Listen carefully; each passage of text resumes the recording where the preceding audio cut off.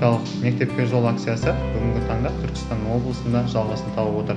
Оған дейін 15 тамыз күні Кентау қаласында 50 оқушыға арнайы мектепке қажетті киімдер үлестірілген болатын болса, мектеп формалары. Бүгін міне Түркістан қаласында 50 отбасы мектеп жасындағы оқушыларға арнап мектеп құралдары салынған сөмкелер табыс етілді. Бұл акцияны Түркістан облыстық Нұр Отан партиясының филиалы ұйымдастырып отыр.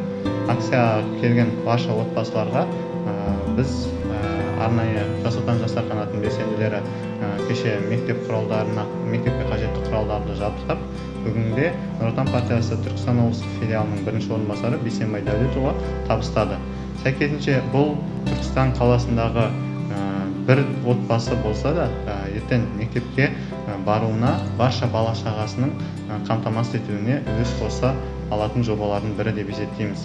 Қазіргі таңда еліміздегі коронавирусқа байланысты қаншама уақыттан бері жұмыстың тоқтап қалғанын ескерсек, қаншама жұмыс орнының қысқартылғанын ескеретін болсақ, бұл партияның жобасы өте үлкен қолдау демеу болды деп есептейміз. Оған дәлел бүгінгі шарамызға келген ата-аналардың шынайы алғысы мен балдардың көзіндегі қуанышы.